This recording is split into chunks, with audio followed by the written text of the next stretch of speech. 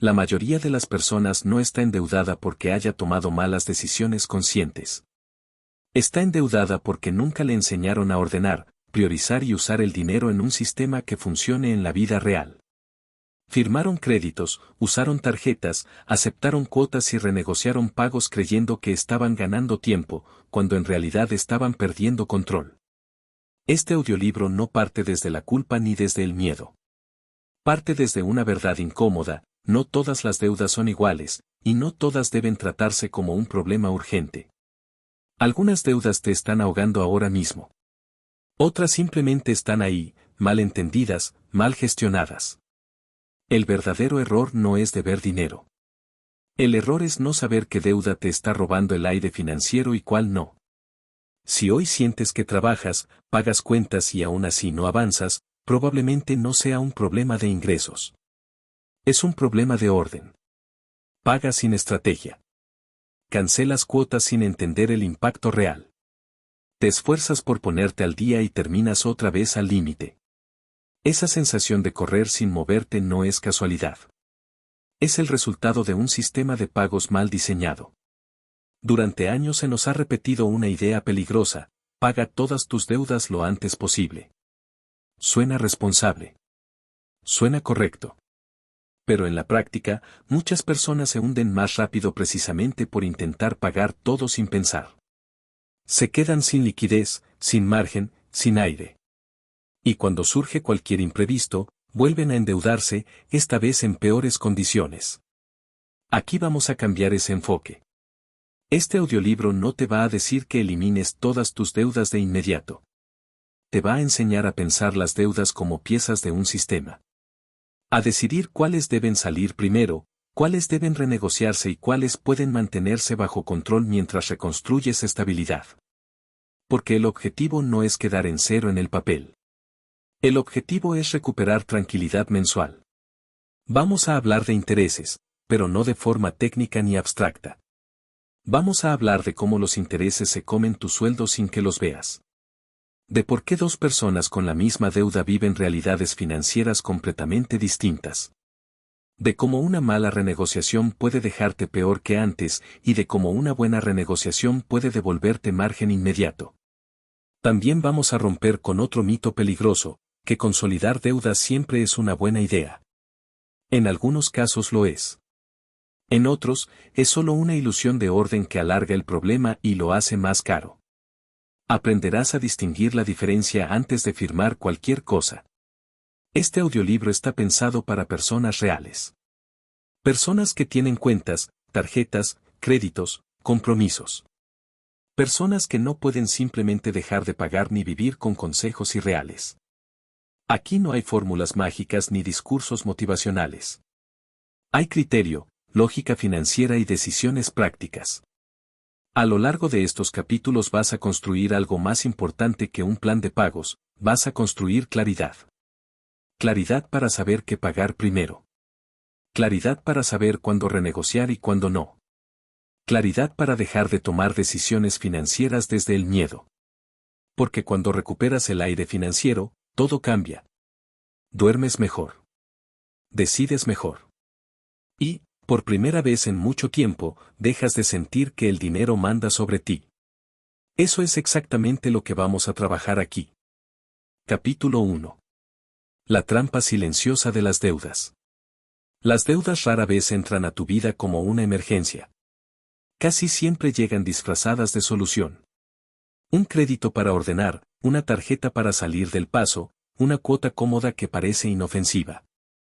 El problema es que, cuando te das cuenta de que algo anda mal, ya no recuerdas en qué momento perdiste el control. Solo sabes que cada mes trabajas para cumplir, pero nunca para avanzar. Esta es la trampa silenciosa de las deudas: no hacen ruido cuando aparecen, pero se vuelven ensordecedoras cuando ya dominan tus decisiones. La mayoría de las personas no puede enumerar todas sus deudas de memoria. Saben que existen, saben cuánto pagan más o menos, pero no tienen claridad total. Y esa falta de claridad es el primer síntoma de un sistema financiero personal debilitado. Cuando no sabes exactamente cuánto debes, a quién y bajo qué condiciones, tu dinero empieza a decidir por ti. El problema no es solo el monto. Es la carga mental. Cada deuda ocupa espacio en tu cabeza. Cada fecha de pago, cada interés, cada miedo a atrasarte. Poco a poco, tu energía mental se va en sostener compromisos pasados en lugar de construir opciones futuras. Y ese desgaste no aparece en ningún estado de cuenta, pero se siente todos los días. Aquí aparece uno de los errores más comunes, pensar que el problema es la cantidad de deudas. En realidad, el problema es el desorden. Dos personas con el mismo nivel de deuda pueden vivir realidades completamente opuestas. Una puede tener control, margen y tranquilidad. La otra vive asfixiada. La diferencia no está en cuánto deben, sino en cómo están estructuradas esas deudas. Las deudas mal organizadas generan un efecto dominó. Un pago elevado reduce tu liquidez. La falta de liquidez te obliga a usar crédito. El uso de crédito aumenta los intereses. Los intereses elevan las cuotas. Y las cuotas reducen aún más tu liquidez. El círculo se cierra sin que lo notes, porque cada paso parece pequeño, razonable, justificable. Esta es la parte más peligrosa, la deuda no te empuja de golpe, te va arrastrando lentamente. Muchas personas creen que están cumpliendo porque pagan puntualmente. Pero pagar no siempre es avanzar. Puedes estar pagando todos los meses y, aún así, estar retrocediendo financieramente. Si después de pagar quedas sin margen, sin ahorro, sin capacidad de reacción, no estás saliendo del problema. Lo estás sosteniendo. La trampa también se alimenta de una idea cultural muy arraigada, que deber dinero es sinónimo de fracaso. Esa creencia hace que muchas personas eviten mirar sus números con honestidad. No revisan, no calculan, no enfrentan la realidad completa. Prefieren pagar y no pensar. Pero ignorar no elimina la deuda, solo la hace más poderosa. Cuando no miras tus deudas de frente, ellas definen tu ritmo de vida. Deciden si puedes cambiar de trabajo. Si puedes decir que no. Si puedes enfrentar una emergencia. Incluso deciden cuánto estrés llevas contigo a casa. La deuda desordenada no solo afecta tus finanzas, afecta tu libertad diaria. Otro error común es pensar que todas las deudas pesan igual. No es así. Algunas deudas son urgentes porque crecen rápido y drenan tu flujo mes a mes. Otras son estables, predecibles, manejables. Pero cuando las metes todas en el mismo saco mental de esto es un problema, pierdes la capacidad de priorizar. Y sin prioridad, cualquier esfuerzo se diluye. Aquí es donde muchas personas se equivocan pagando la deuda equivocada primero. Cancelan la que les molesta emocionalmente, la que se ve fea, la que quieren sacar de encima, pero dejan viva la que más daño financiero hace. Al final sienten alivio psicológico, pero su situación real no mejora. Incluso empeora. La trampa silenciosa también se refuerza con falsas soluciones. Renegociaciones mal hechas, consolidaciones que solo alargan el plazo, pagos mínimos que tranquilizan hoy pero encarecen mañana. Todo parece ordenarse en el corto plazo, pero el costo total aumenta. Y cuando despiertas, llevas años pagando sin haber reducido realmente el peso del problema. Hay algo que casi nadie dice con claridad, no todas las deudas deben ser eliminadas de inmediato. Algunas deben ser controladas mientras se ataca el verdadero cuello de botella. El error no es tener deuda, el error es no saber cuál es la que te está quitando el aire financiero. Cuando tus finanzas están atrapadas en esta trampa, empiezas a vivir en modo defensivo. No planeas, reaccionas. No decides, aceptas. No construyes, sobrevives. Y ese estado constante de supervivencia es lo que hace que las deudas se sientan eternas. Este capítulo no busca que te sientas mal por lo que hiciste en el pasado. Busca que entiendas algo clave, si hoy te sientes ahogado, no es porque seas irresponsable. Es porque estás usando un sistema que no fue diseñado para ayudarte, sino para mantenerte pagando. Salir de esta trampa no empieza pagando más. Empieza viendo mejor. Entendiendo cómo funciona el juego real de las deudas. Identificando cuáles te están robando energía, cuáles están mal estructuradas y cuáles pueden mantenerse bajo control mientras reconstruyes estabilidad. A partir de aquí, vamos a dejar de hablar de deudas como un bloque único. Vamos a separarlas, analizarlas y ponerlas en su lugar. Porque solo cuando dejas de tratar todo como una urgencia, puedes empezar a recuperar el control. Y recuperar el control es el primer paso para volver a respirar financieramente. Capítulo 2. Deuda buena versus deuda mala, la distinción que nadie explica bien. Durante años se ha repetido una idea simplificada hasta el cansancio: existe la deuda buena y existe la deuda mala. El problema no es el concepto, es cómo se explica. A muchas personas se les dice que cierta deuda es buena solo porque está asociada a una casa, un auto o estudios, y que otra es mala solo porque viene de una tarjeta o un consumo. Esa clasificación superficial ha llevado a miles de personas a endeudarse con tranquilidad donde no debían y a sentir culpa donde no era necesaria. La verdadera diferencia entre una deuda que te ayuda y una que te hunde no está en el objeto que compraste, sino en el efecto que tiene sobre tu flujo de dinero, tu estabilidad y tus decisiones futuras. Una deuda se vuelve peligrosa cuando te quita margen mensual. Cuando después de pagarla quedas sin capacidad de reacción. Cuando condiciona tus elecciones. Si una deuda, sea cual sea su origen, te obliga a vivir ajustado, dependiente del próximo ingreso o del próximo crédito, esa deuda está jugando en tu contra. Aquí aparece el primer error común: asumir que una deuda importante es automáticamente buena. Muchas personas aceptan cuotas elevadas por algo que consideran valioso, sin evaluar si su ingreso real puede sostenerlo sin estrés. El resultado es una deuda que, aunque socialmente aceptada, actúa como un ancla. Una deuda verdaderamente funcional cumple 3 condiciones. Primero, es predecible. Sabes exactamente cuánto pagas, por cuánto tiempo y bajo qué reglas. Segundo, es sostenible. No te deja al límite cada mes ni depende de que todo salga perfecto para poder cumplir. Y tercero, no bloquea tu crecimiento. Te permite ahorrar, reaccionar ante imprevistos y tomar decisiones sin pánico. Si una deuda no cumple estas condiciones, no importa cómo la justifiques, no es una deuda sana. En el otro extremo está la deuda claramente dañina, pero no siempre por el monto. Muchas veces es dañina por su estructura. Intereses altos, plazos confusos, pagos mínimos que parecen alivio pero son una trampa. Este tipo de deuda se infiltra de a poco. Al principio parece manejable. Luego empieza a crecer sola. Y cuando intentas reaccionar, ya se ha comido una parte importante de tu ingreso. Aquí es donde la tarjeta de crédito entra mal entendida. No es mala por existir. Es mala cuando se usa para sostener un nivel de vida que el ingreso no puede mantener.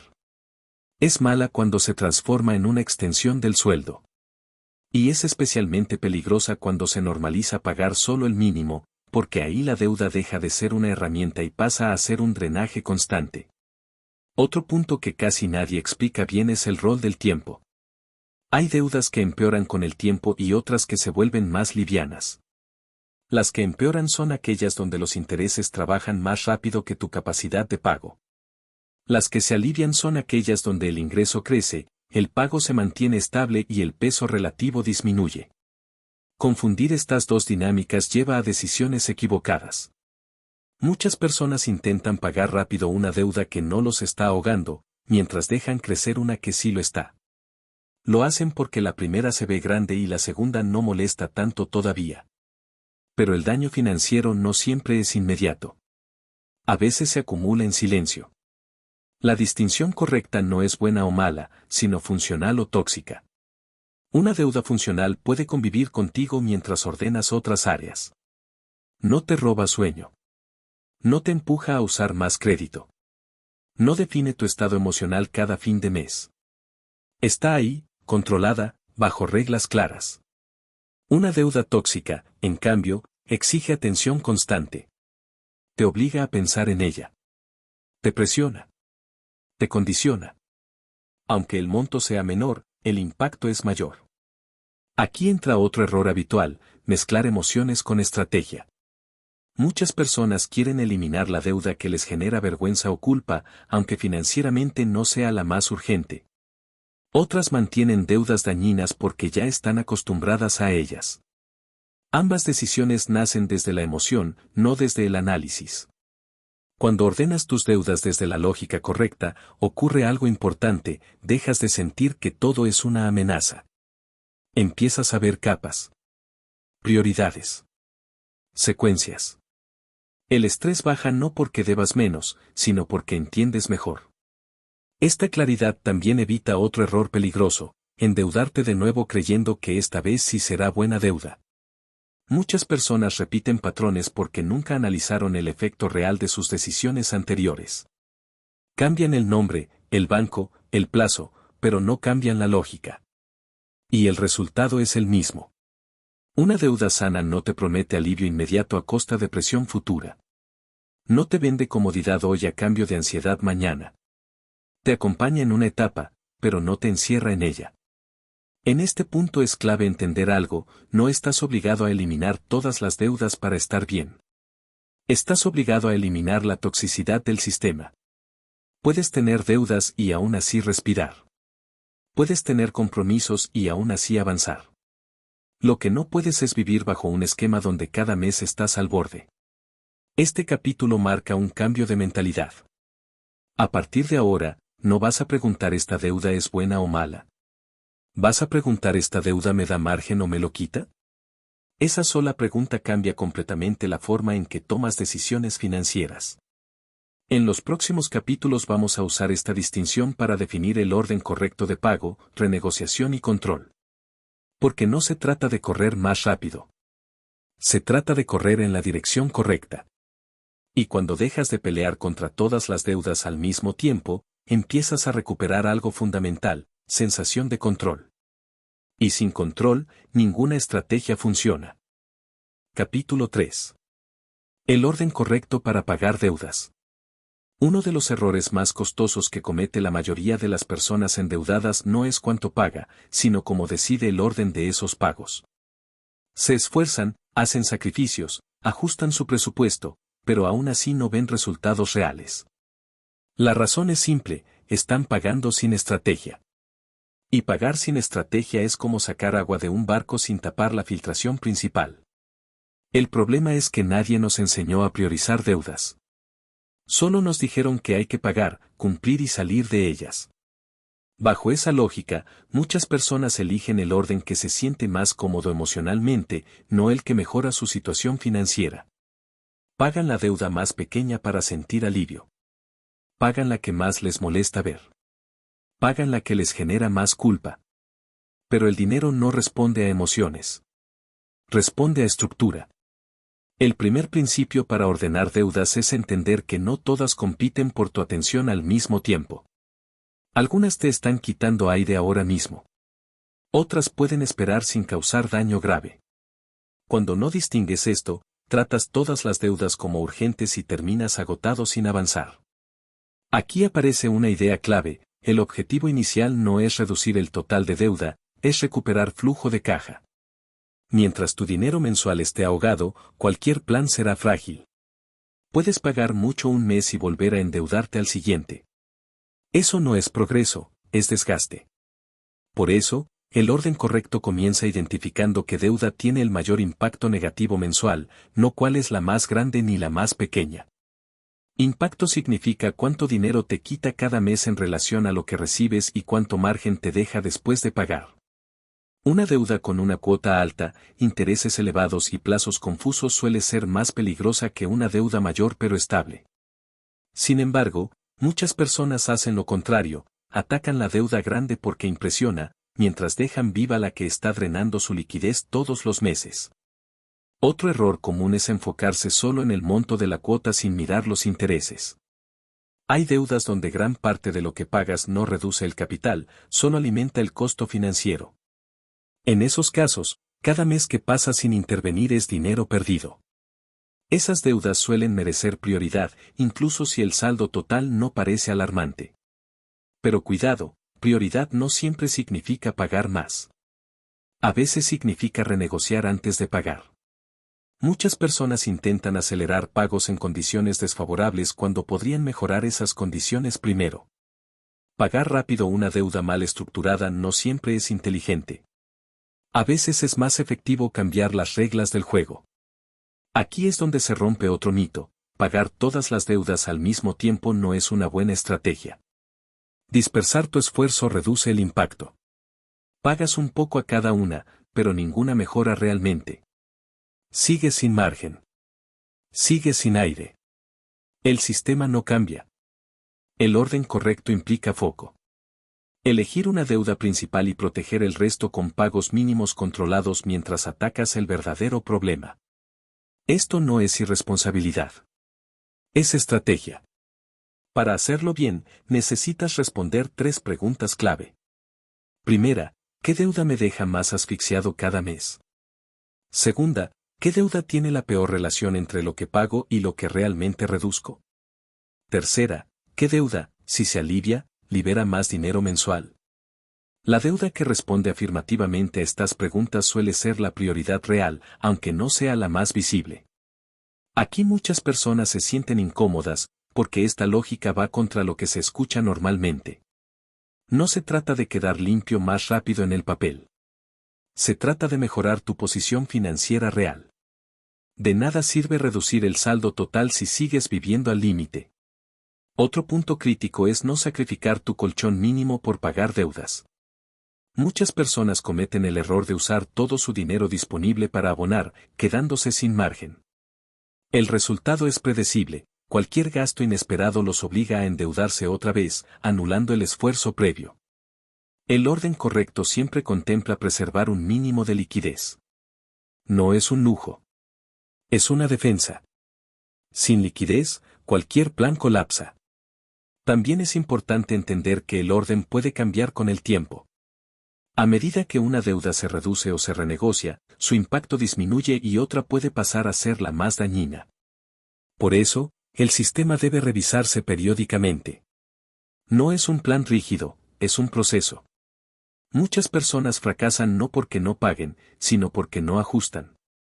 Siguen con el mismo orden aunque su realidad haya cambiado. El control financiero requiere atención, no obsesión, pero sí revisión. En este punto suele aparecer una resistencia interna, la sensación de que priorizar es dejar de cumplir con otras deudas. Esto es falso. Cumplir no significa pagar todas con la misma intensidad. Significa mantener el sistema funcionando sin colapsar. El orden correcto no busca perfección moral. Busca estabilidad. Cuando tienes estabilidad, puedes avanzar. Cuando no, solo sobrevives. A medida que empiezas a pagar en el orden adecuado, ocurre algo importante, tu estrés baja antes de que tu deuda total disminuya. Esto desconcierta a muchas personas, pero es una señal de que el sistema está funcionando. Empiezas a sentir alivio porque tu dinero deja de estar al límite. Ese alivio es clave. No es solo emocional. Es estratégico. Con menos presión, tomas mejores decisiones. Evita soluciones impulsivas. Dejas de aceptar condiciones malas por desesperación. Este capítulo no te da una fórmula única, porque cada situación es distinta. Te da un criterio. Y con criterio, puedes adaptar el orden a tu realidad sin cometer errores graves. En los próximos capítulos vamos a profundizar en el rol de los intereses, las renegociaciones y las consolidaciones, para que este orden no sea solo teórico, sino aplicable. Porque pagar bien no es pagar más. Es pagar con inteligencia. Y cuando el orden es correcto, cada pago empieza a contar de verdad. Capítulo 4. Intereses, el enemigo invisible. Si las deudas fueran un problema solo por el monto que debes, salir de ellas sería relativamente simple. El verdadero daño no está en el capital original, sino en lo que ocurre con el paso del tiempo. Ahí es donde aparecen los intereses, silenciosos, constantes y casi siempre subestimados. No hacen ruido, no llaman la atención, pero trabajan todos los días en tu contra. La mayoría de las personas sabe que los intereses existen, pero muy pocas entienden cómo operan realmente en su vida diaria. Los ven como un número abstracto, un porcentaje escrito en un contrato, algo lejano. Sin embargo, los intereses son una fuerza activa que decide cuánto de tu sueldo desaparece cada mes sin que lo notes. El primer problema es que los intereses no se sienten de inmediato. Cuando tomas una deuda, el foco está en la cuota. Si la cuota entra en tu presupuesto, la deuda parece manejable. Pero lo que no se ve es cuánto de esa cuota no reduce nada. Pagas, pero no avanzas. Mes tras mes, una parte importante de tu esfuerzo se va en sostener el costo del dinero, no en salir del compromiso. Aquí aparece una ilusión peligrosa, la sensación de progreso. Muchas personas creen que están avanzando porque pagan puntualmente. Pero cuando revisan el detalle, descubren que el capital apenas se mueve. Esa frustración no es casualidad. Es el efecto de intereses mal entendidos. Los intereses se vuelven especialmente dañinos cuando se combinan con pagos mínimos. El pago mínimo no está diseñado para ayudarte, está diseñado para prolongar la deuda. Te da alivio momentáneo, pero maximiza el tiempo durante el cual pagas intereses. Es una solución cómoda hoy y costosa mañana. Otro error común es no distinguir entre intereses altos y bajos en términos prácticos. Un interés alto no solo encarece la deuda, la vuelve urgente. Acelera el drenaje de tu liquidez. Reduce tu margen de maniobra. Por eso, una deuda con alto interés suele merecer atención prioritaria, incluso si el saldo total no es grande. Pero cuidado, no toda deuda con interés merece ser atacada con pagos agresivos de inmediato. Aquí entra la estrategia. A veces, antes de pagar más, conviene reducir el interés. Negociar condiciones, cambiar el plazo, buscar alternativas. Atacar el interés es muchas veces más efectivo que atacar el capital. Muchas personas hacen lo contrario. Pagan con esfuerzo en condiciones malas, creyendo que el sacrificio es la solución. Pero el sacrificio sin estrategia solo acelera el agotamiento. No es cuánto pagas, es cómo está estructurado lo que pagas. Los intereses también juegan con el tiempo psicológico. Cuanto más se alarga una deuda, más normalizada se vuelve. La gente se acostumbra a verla como parte de su vida. Deja de cuestionarla. Y ahí el enemigo invisible gana terreno. Hay otro aspecto poco hablado, el interés emocional. No aparece en el contrato, pero existe. Es el estrés acumulado, la sensación de estar siempre en deuda, la ansiedad de las fechas de pago. Ese costo no se mide en dinero, pero impacta directamente en tus decisiones. Te vuelve conservador, temeroso, reactivo. Y esas decisiones terminan teniendo un costo financiero real. Cuando los intereses dominan tu sistema, empiezas a vivir en modo corto plazo. Piensas en la próxima cuota, no en el próximo año. Aceptas condiciones peores por alivio inmediato. Eso es exactamente lo que el sistema espera. Otro error habitual es comparar tasas sin entender el impacto real. Muchas personas se enfocan en la tasa anual, pero no calculan cuánto pagan efectivamente cada mes en relación a su ingreso. Una tasa puede parecer razonable en el papel, pero ser asfixiante en la práctica si tu flujo es limitado. Aquí aparece un principio clave: los intereses deben evaluarse siempre en función de tu realidad, no solo del porcentaje. Un interés bajo puede ser dañino si se suma a otras obligaciones y te deja sin margen. Un interés más alto puede ser manejable si tu flujo lo permite y el plazo es corto. El contexto lo es todo. Por eso, uno de los primeros pasos para recuperar control es hacer visible lo invisible. Entender exactamente cuánto de tu dinero se va solo en intereses. Muchas personas nunca hacen ese ejercicio. Y cuando lo hacen, la reacción suele ser la misma: sorpresa. Esa sorpresa no debe llevarte al pánico, sino a la acción informada. Una vez que ves el impacto real, puedes decidir mejor. Puedes priorizar, renegociar, reorganizar. Pero sin esa claridad, sigues luchando contra algo que no ves. Los intereses no son un castigo moral.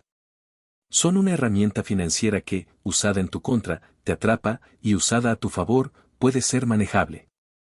El problema es que casi nadie te enseña a relacionarte con ellos desde el control.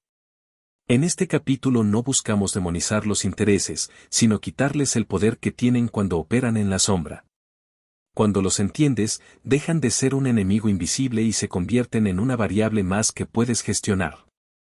En los próximos capítulos vamos a ver cómo intervenir directamente sobre ellos a través de renegociaciones y consolidaciones bien hechas. Porque reducir intereses no siempre requiere más dinero. Muchas veces requiere mejores decisiones. Y cuando los intereses dejan de comerse tu esfuerzo en silencio, tu camino para recuperar aire financiero se vuelve mucho más claro. Capítulo 5. Renegociar no es fracasar. Para muchas personas, la palabra renegociación tiene una carga negativa. Suena a derrota, a incapacidad, a admitir que algo salió mal. Esa percepción hace que miles de personas sigan pagando en condiciones que las asfixian, solo para no reconocer que necesitan ajustar el camino. Pero la realidad es muy distinta, renegociar no es fracasar. Fracasar es sostener un sistema que no funciona. Renegociar es una herramienta financiera. Neutral. Estratégica. No dice nada sobre tu valor personal ni sobre tu responsabilidad. Dice mucho sobre tu capacidad de adaptación. En el mundo real, las condiciones cambian. Los ingresos fluctúan. Las prioridades se mueven. Pretender que un contrato firmado en otro contexto debe cumplirse sin ajustes, cueste lo que cueste, es una idea peligrosa. El primer error común es renegociar tarde. Muchas personas esperan a estar al borde del incumplimiento para recién buscar una salida. En ese punto, el margen de negociación es menor y las condiciones suelen ser peores. La renegociación inteligente ocurre cuando todavía tienes control, no cuando ya lo perdiste. Otro error frecuente es renegociar por alivio inmediato, sin analizar el impacto total. Reducir una cuota puede sentirse como una victoria, pero si a cambio alargas demasiado el plazo o aumentas de forma significativa el costo final, el problema solo se disfraza. La deuda deja de asfixiar hoy, pero se vuelve más pesada mañana. Aquí es donde se comete una de las trampas más comunes, confundir cuota con costo. Una cuota más baja no siempre significa una deuda mejor. Significa, muchas veces, una deuda más larga. Y una deuda más larga suele implicar más intereses acumulados. Por eso, antes de aceptar cualquier renegociación, es fundamental entender que estás cambiando realmente. Renegociar bien implica responder 3 preguntas básicas. ¿Qué pasa con la cuota mensual? ¿Qué pasa con el plazo total? ¿Qué pasa con el costo final de la deuda? Si solo miras la primera, estás tomando una decisión incompleta. También es importante entender qué deudas conviene renegociar y cuáles no. Las deudas con intereses altos, cuotas asfixiantes o plazos poco claros suelen ser candidatas naturales. Las deudas estables, manejables y bien estructuradas no siempre requieren intervención. Renegociar por costumbre puede ser tan dañino como no renegociar nunca. Otro punto clave es no mezclar renegociaciones. Muchas personas aceptan renegociar varias deudas al mismo tiempo sin entender el efecto combinado. Cada renegociación modifica tu flujo, tus plazos y tus compromisos futuros. Si no lo miras como un sistema, puedes terminar con una estructura más frágil que antes. Renegociar tampoco significa aceptar cualquier propuesta. Las entidades ofrecen opciones que les convienen primero a ellas. No es maldad, es negocio. Por eso, entender tu posición es fundamental. Saber cuánto puedes pagar sin asfixiarte, cuánto tiempo estás dispuesto a extender y qué costo estás dispuesto a asumir. Aquí aparece un error psicológico importante, el miedo a preguntar. Muchas personas aceptan la primera oferta por temor a empeorar la situación o a quedar mal. Pero renegociar es, literalmente, una conversación. Puedes pedir, comparar, analizar. No estás obligado a decidir en el momento. Otro aspecto poco hablado es el impacto emocional de la renegociación. Cuando se hace bien, reduce estrés de forma inmediata. Recuperas margen, claridad y sensación de control. Cuando se hace mal, genera una falsa calma que dura poco y termina en frustración. Por eso, el criterio es tan importante como el resultado numérico. También hay que entender que renegociar no siempre es un evento único. Puede ser parte de un proceso. A veces renegocias para ganar aire hoy y vuelves a ajustar más adelante cuando tu situación mejora. Pensar la renegociación como una herramienta flexible, no como un punto final, cambia completamente la estrategia. Un error grave es renegociar y luego repetir los mismos hábitos que te llevaron ahí. Si la renegociación no va acompañada de cambios en el uso del crédito, el alivio será temporal. No porque renegociar sea malo, sino porque se usa como parche y no como parte de un plan. Aquí es donde muchas personas sienten vergüenza. Creen que renegociar una vez más es una señal de debilidad. En realidad, es una señal de que el sistema anterior no se ajustó bien. La debilidad no está en renegociar, está en no aprender. Renegociar bien requiere honestidad contigo mismo. Reconocer cuánto puedes pagar sin comprometer tu estabilidad. Reconocer que deudas te están robando energía. Reconocer que el objetivo no es quedar bien en el papel, sino vivir mejor en la práctica. Cuando quitas la carga emocional negativa, renegociar se vuelve una decisión técnica. Y las decisiones técnicas se toman mejor. En los próximos capítulos vamos a profundizar en la consolidación de deudas y en cuándo puede ser una buena idea y cuándo se convierte en una trampa. Porque renegociar y consolidar no son lo mismo, aunque muchas veces se confundan. Este capítulo deja una idea clara: renegociar no te hace menos responsable. Te hace más consciente. Y la conciencia financiera es la base de cualquier recuperación real. Capítulo 6. Consolidar deudas, cuando sí y cuando es una trampa. La consolidación de deudas suele presentarse como una solución elegante. Una sola cuota, un solo pago, una sensación inmediata de orden. Para alguien cansado de manejar múltiples vencimientos, la propuesta resulta tentadora. Y en algunos casos, realmente puede ser útil. El problema es que muchas personas consolidan sin entender que están comprando realmente.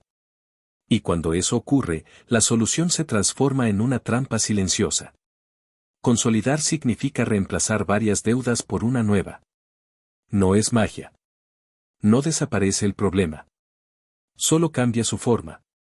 Por eso, antes de decidir, hay que entender si ese cambio mejora o empeora tu posición financiera. El primer error común es confundir orden con progreso. Tener una sola cuota no significa estar mejor.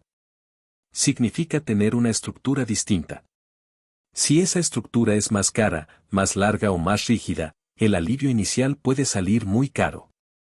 La consolidación funciona cuando reduce el costo total, mejora el flujo mensual y simplifica la gestión sin generar nuevos riesgos. Si solo cumple una de esas condiciones, hay que mirar con cuidado. Si no cumple ninguna, es una trampa. Muchas personas consolidan buscando bajar la cuota. Y efectivamente, la cuota baja.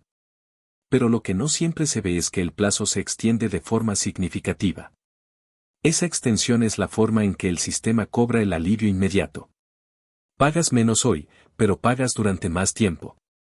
Y más tiempo casi siempre significa más intereses. Aquí es donde aparece una pregunta clave: ¿necesitas bajar la cuota o necesitas reducir el costo? No siempre es lo mismo. Si tu problema es flujo inmediato, una consolidación puede darte aire. Pero si no corriges el resto del sistema, ese aire se consume rápido y te quedas con una deuda más larga que antes. Otro error frecuente es consolidar sin haber detenido el uso de las deudas originales. Muchas personas consolidan tarjetas, por ejemplo, pero siguen usándolas. El resultado es devastador: la deuda consolidada sigue su curso y las tarjetas vuelven a llenarse. En poco tiempo, la persona termina con más deuda que antes y menos margen. Por eso, la consolidación solo funciona si va acompañada de un cambio de comportamiento. No como castigo, sino como protección. Consolidar sin control es como limpiar el piso sin cerrar la llave.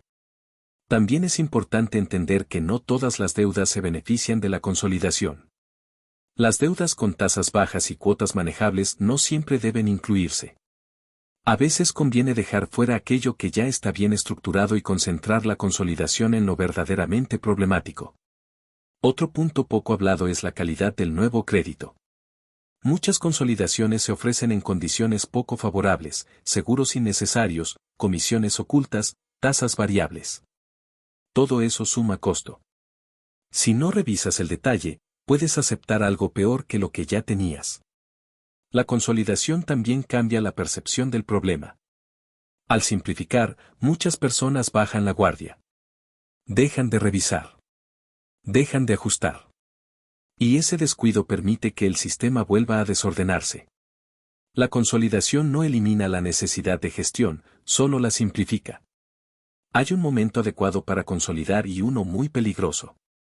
El momento adecuado es cuando tienes claridad total de tus deudas, control sobre tus hábitos y un objetivo concreto. El momento peligroso es cuando estás cansado, saturado y buscando alivio rápido. En ese estado, es fácil aceptar cualquier cosa. Aquí entra un criterio clave: consolidar debe mejorar tu capacidad de avanzar, no solo tu capacidad de cumplir. Si después de consolidar sigues sin poder ahorrar, sin margen para imprevistos y sin sensación de control, no resolviste el problema, solo lo maquillaste. También es importante entender que consolidar no siempre es un evento único. En algunos casos, puede ser parte de una estrategia de transición. Consolidar para estabilizar, luego atacar el capital con foco. Pero eso requiere disciplina y revisión periódica. Un error grave es pensar que la consolidación es una salida definitiva. No lo es. Es una herramienta. Y como toda herramienta, mal usada causa daño. Muchas personas sienten alivio inmediato al consolidar. Ese alivio es real y no debe ignorarse. Pero no debe confundirse con solución. El alivio es una oportunidad. Una ventana. Lo que hagas con ese espacio define el resultado final. En este punto, es importante desmitificar algo: consolidar no es ni bueno ni malo por sí mismo. Es una decisión estratégica que depende del contexto. Para algunas personas, es el paso correcto. Para otras, es el error que las mantiene atrapadas más tiempo. La clave está en no decidir desde el cansancio, sino desde la claridad. Si no tienes claridad, espera. Ordena. Analiza. La prisa es el peor aliado en decisiones de deuda. En los próximos capítulos vamos a abordar un tema crítico: el uso de tarjetas de crédito y cómo pueden pasar de ser una herramienta a convertirse en el principal enemigo financiero. Porque muchas consolidaciones fallan no por el crédito nuevo, sino por lo que sigue ocurriendo después. Este capítulo deja una idea central: consolidar puede ayudarte a respirar, pero solo si sabes exactamente qué estás respirando y por cuánto tiempo. Capítulo 7. Tarjetas de crédito, aliadas o enemigas. Pocas herramientas financieras generan tanta confusión como la tarjeta de crédito. Para algunas personas es una extensión natural de su sistema de pagos. Para otras, es el origen de casi todos sus problemas financieros. La tarjeta en sí no es el problema. El problema es cómo se integra, o no, dentro de un sistema de decisiones conscientes. La mayoría de las personas no recuerda cuándo empezó a depender de la tarjeta. No fue un acto deliberado. Fue una sucesión de pequeños usos justificados. Un gasto inesperado. Una compra necesaria. Un mes ajustado. Cada uso parecía razonable. El problema es que, con el tiempo, la tarjeta dejó de ser un respaldo y se convirtió en una muleta. Cuando eso ocurre, la tarjeta ya no financia excepciones, financia la vida cotidiana. Y ningún sistema aguanta eso por mucho tiempo. El primer error grave es usar la tarjeta como si fuera ingreso. El límite no es dinero disponible, es deuda potencial. Confundir esas dos cosas cambia completamente la relación con el gasto. Empiezas a tomar decisiones basadas en cuánto te prestan, no en cuánto ganas. Y ese cambio de referencia es el inicio del desorden. Otro error frecuente es normalizar el pago mínimo. El pago mínimo no está diseñado para ayudarte a salir de la deuda. Está diseñado para que la deuda siga viva el mayor tiempo posible. Te da tranquilidad inmediata, pero a un costo altísimo en intereses. Pagar solo el mínimo mes tras mes convierte a la tarjeta en una deuda crónica. Aquí aparece una trampa psicológica poderosa: mientras puedas pagar el mínimo, sientes que todo está bajo control. Pero ese control es ilusorio. El saldo no baja, los intereses se acumulan y cualquier gasto nuevo empeora la situación. El problema no explota de golpe, se cocina lento. Las tarjetas también distorsionan la percepción del gasto. No sientes el impacto inmediato. No ves el dinero salir. Eso reduce la fricción psicológica de gastar. Compras más seguido y con menos análisis. Lo que en efectivo te haría dudar, con tarjeta se vuelve automático. Cuando una persona tiene varias tarjetas, el problema se amplifica. Cada una parece pequeña, manejable. Pero juntas crean una carga significativa. Muchas personas pagan múltiples mínimos sin darse cuenta de cuánto están perdiendo en intereses. El sistema se vuelve complejo, confuso y agotador. Aquí surge una pregunta clave: ¿la tarjeta está trabajando para ti o tú estás trabajando para ella? Si cada mes una parte importante de tu ingreso se va solo en sostener saldos que no bajan, la respuesta es clara. Sin embargo, demonizar la tarjeta tampoco es la solución. Bien usada, puede ser una herramienta útil. Permite ordenar pagos, aprovechar plazos cortos y manejar flujo. La diferencia está en el control. Una tarjeta bien integrada cumple reglas claras. Se usa solo cuando hay capacidad real de pago. Se liquida en plazos cortos. No se mezcla con gastos que no puede sostener. Y, sobre todo, no se usa para cubrir déficits estructurales de ingreso.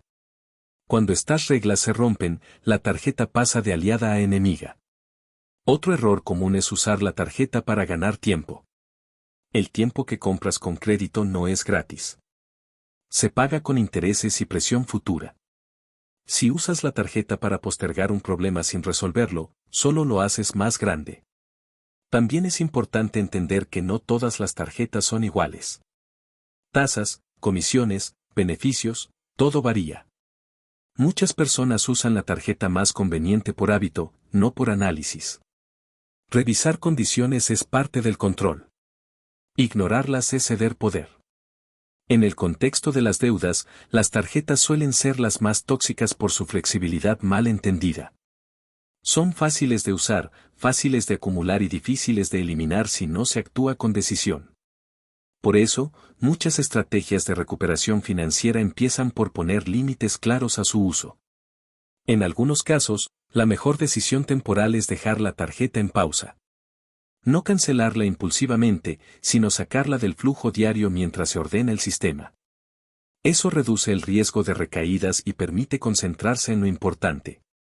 Otro error grave es cerrar tarjetas sin un plan. Cancelar puede afectar tu estructura financiera y no siempre resuelve el problema de fondo. La decisión debe ser estratégica, no emocional.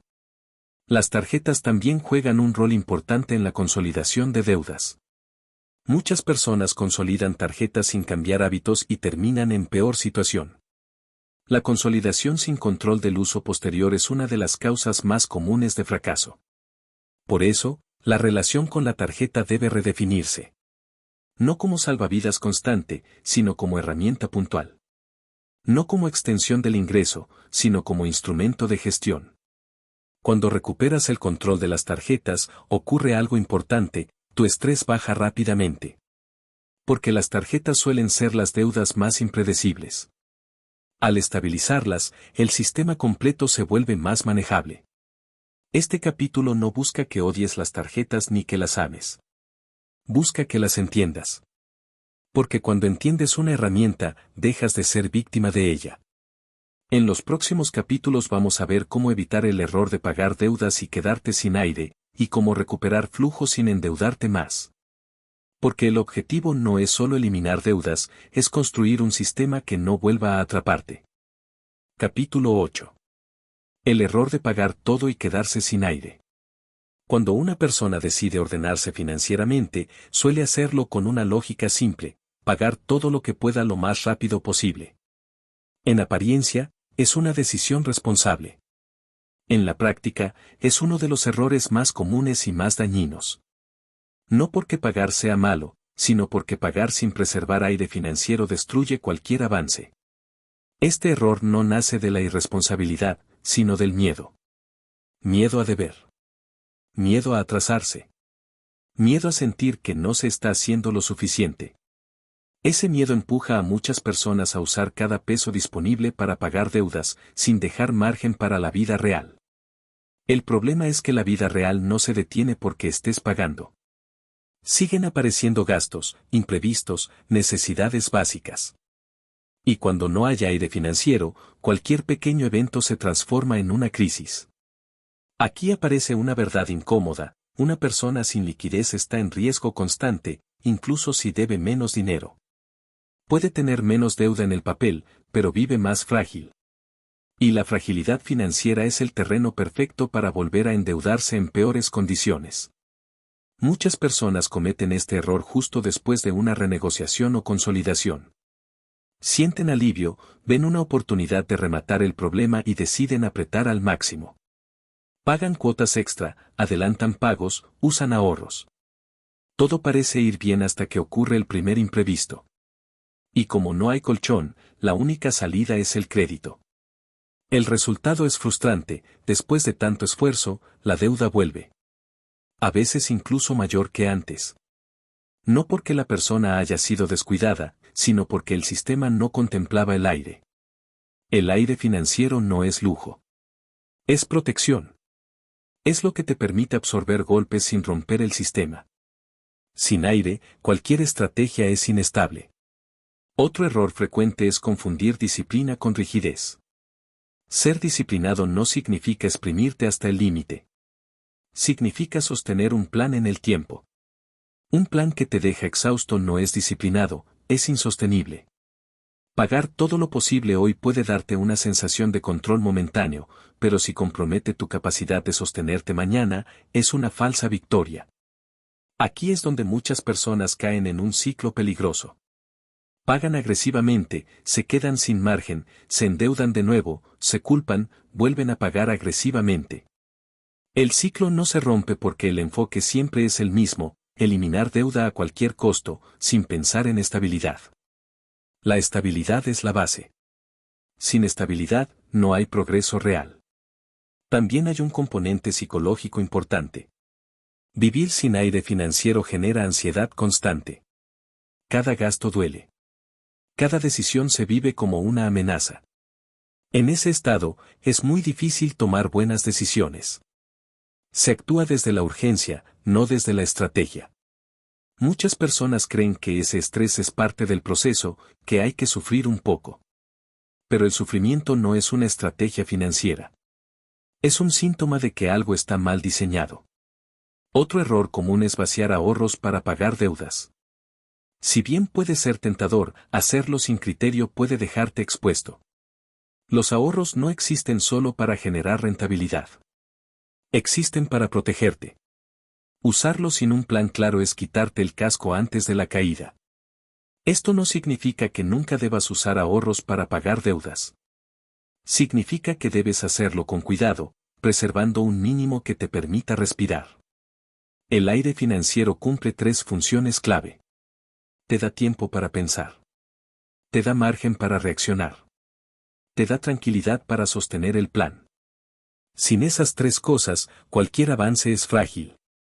Por eso, una estrategia inteligente de pago siempre incluye un límite.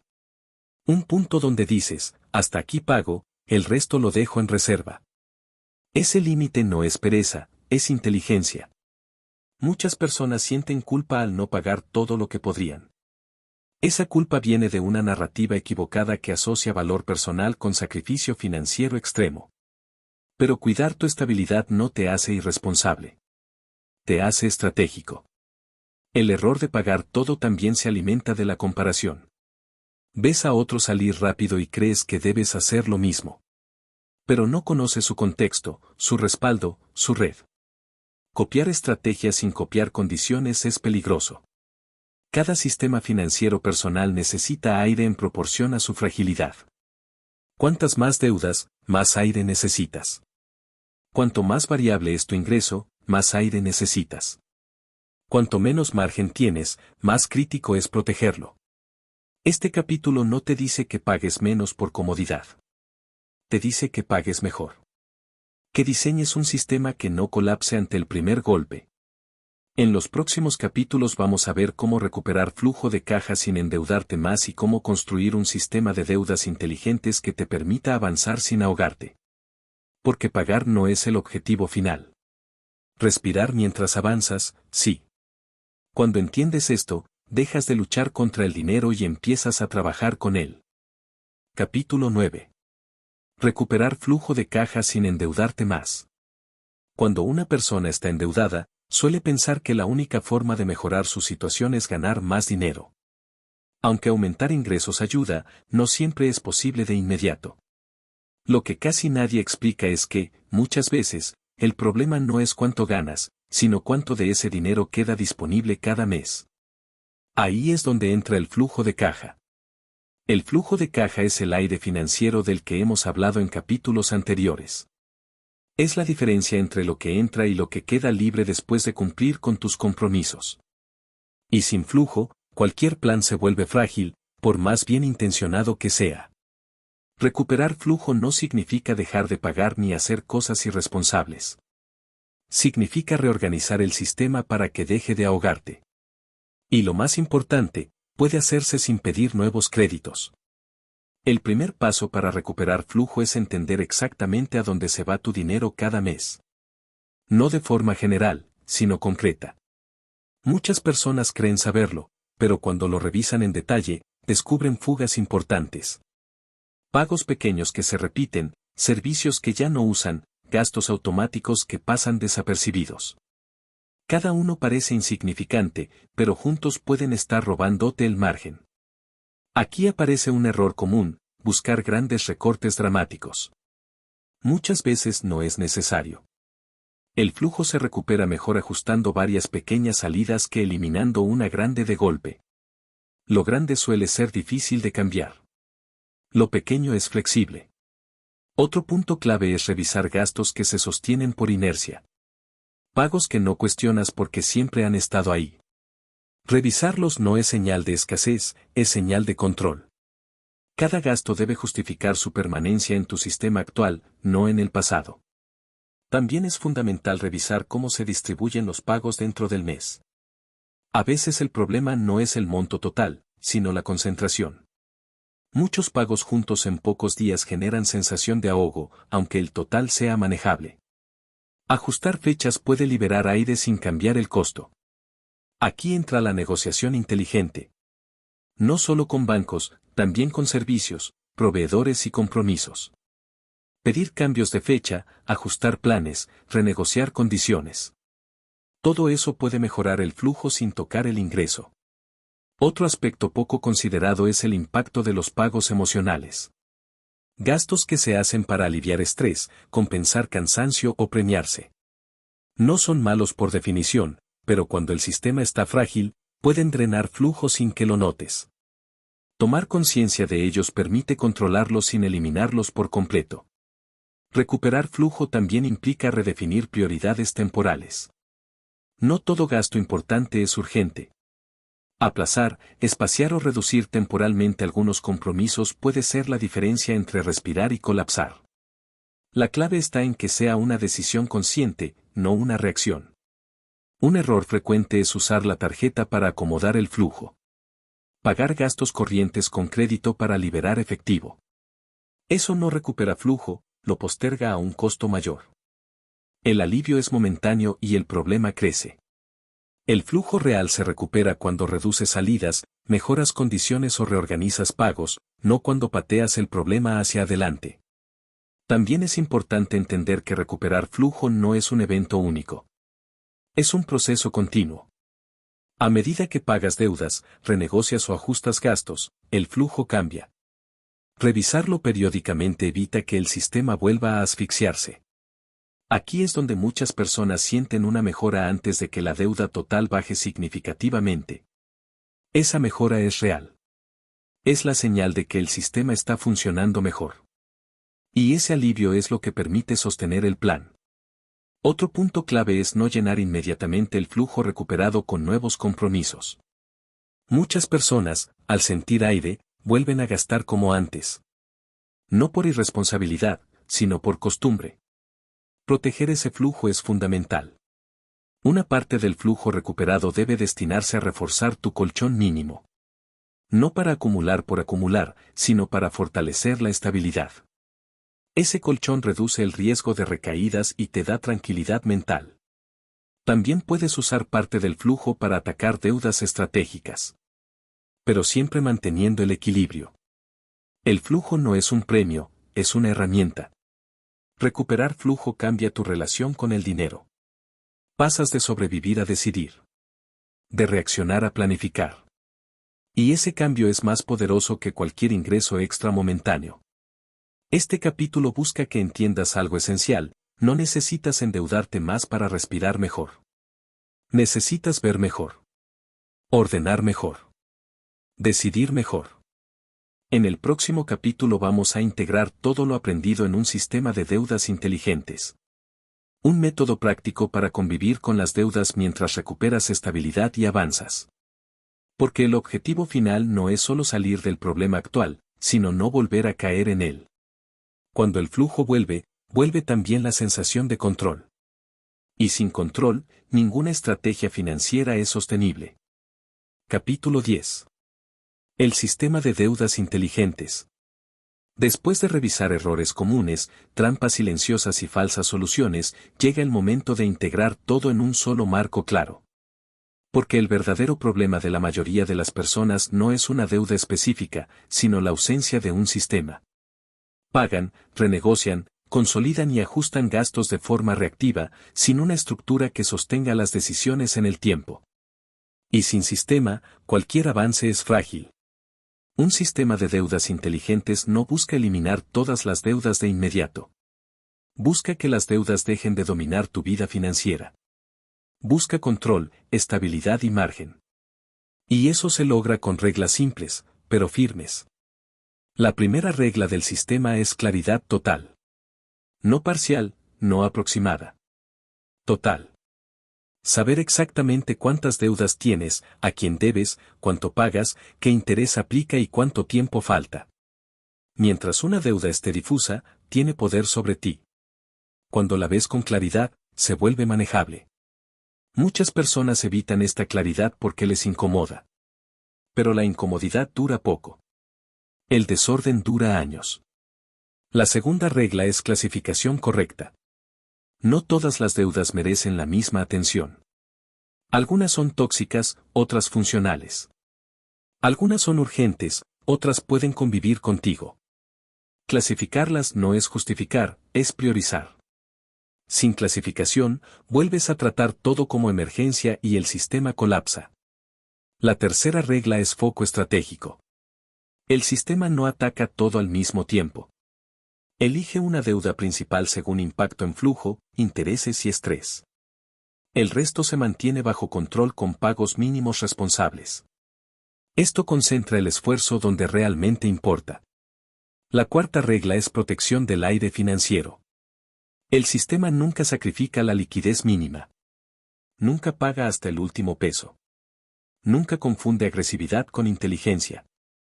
El aire no es negociable, porque sin aire no hay sistema que aguante. La quinta regla es revisión periódica. Las deudas cambian. Tu ingreso cambia. Tu vida cambia. El sistema debe ajustarse. No revisar es volver al modo automático, y el modo automático es el origen del problema. Una de las fortalezas de este sistema es que reduce la carga mental. Dejas de pensar todos los días en todas las deudas. Sabes cuál es la prioridad. Sabes que se está pagando. Sabes que se está controlando. Esa claridad libera energía mental para otras decisiones importantes. Otro aspecto clave es que el sistema separa emoción de acción. No pagas por culpa. No renegocias por miedo. No consolidas por cansancio. Cada decisión pasa por el filtro del sistema. Eso reduce errores impulsivos. El sistema de deudas inteligentes también reconoce que la vida no es lineal. Habrá meses mejores y peores. El sistema no se rompe por un mes difícil. Se adapta. Lo que lo rompe es la rigidez sin criterio. Aquí aparece una idea importante: convivir con deudas no es un fracaso. Es una etapa. Muchas personas sienten que no pueden avanzar mientras tengan deudas. Eso las paraliza. El sistema correcto permite avanzar incluso con deudas presentes, siempre que estén bajo control. Avanzar significa recuperar hábitos sanos, construir colchón, tomar mejores decisiones. No significa esperar a estar en cero para empezar a vivir mejor. Otro punto clave es que el sistema no depende de motivación constante. Depende de estructura. La motivación sube y baja. La estructura sostiene. El sistema también reduce la probabilidad de recaídas. No porque seas perfecto, sino porque tienes barreras. Límites claros. Reglas. Eso es mucho más efectivo que la fuerza de voluntad. Implementar este sistema no requiere herramientas complejas. Requiere honestidad, criterio y constancia. Requiere aceptar que el camino no es instantáneo, pero sí sólido. Muchas personas buscan soluciones rápidas porque están cansadas. Este sistema no promete velocidad extrema. Promete sostenibilidad. Y la sostenibilidad es lo que te saca del ciclo. Cuando aplicas este enfoque, ocurre algo importante, dejas de sentirte en deuda con el pasado y empiezas a construir desde el presente. El dinero deja de ser una fuente constante de tensión y se convierte en una variable gestionable. Este capítulo no cierra el problema de las deudas. Cierra una forma equivocada de enfrentarlas. A partir de aquí, ya no actúas a ciegas. Actúas con criterio. En la conclusión vamos a consolidar esta idea final: salir del ahogo no es pagar rápido, es pagar con inteligencia. Y esa inteligencia no es innata, se construye. Cuando tienes un sistema, las deudas dejan de ser una amenaza permanente y pasan a ser un elemento más dentro de tu estrategia financiera. Y eso, para muchas personas, es el verdadero punto de inflexión. Conclusión. Salir de las deudas no es una carrera.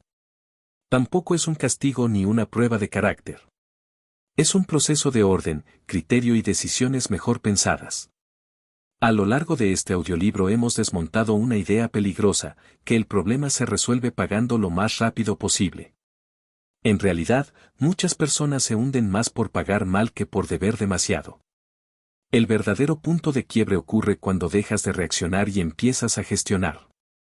Cuando entiendes que no todas las deudas pesan igual, que no todas deben atacarse de la misma forma y que el objetivo no es quedar en cero en el papel, sino recuperar estabilidad en la vida real.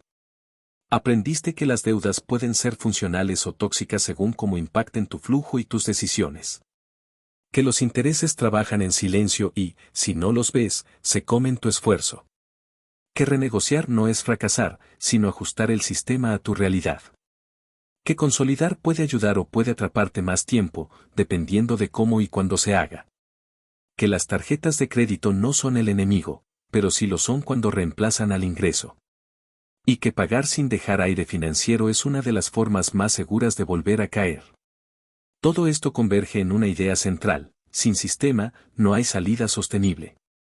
Un sistema de deudas inteligentes no promete milagros. Promete control. Te devuelve claridad. Reduce el estrés. Te permite tomar decisiones sin miedo. Y, sobre todo, te da algo que muchas personas endeudadas han perdido sin darse cuenta: la sensación de que el dinero ya no manda sobre ellas. Este enfoque no te exige perfección. Te exige conciencia. No te pide sacrificios extremos, te pide coherencia. No te empuja a vivir apretado indefinidamente, te enseña a construir estabilidad paso a paso. Si hoy sigues teniendo deudas, eso no define tu valor ni tu futuro. Lo que sí lo define es cómo las gestionas desde ahora. Cada decisión informada, cada ajuste inteligente, cada límite bien puesto suma. No siempre lo verás de inmediato, pero lo sentirás en tu tranquilidad, en tu capacidad de planificar y en tu confianza para enfrentar el mes. El verdadero éxito financiero no es no deber nada. Es no vivir ahogado. Es poder respirar, decidir y avanzar incluso mientras ordenas el pasado. A partir de aquí, el camino es claro. No necesitas más presión. Necesitas consistencia. No necesitas promesas externas. Necesitas un sistema que funcione para ti. Y ahora lo tienes.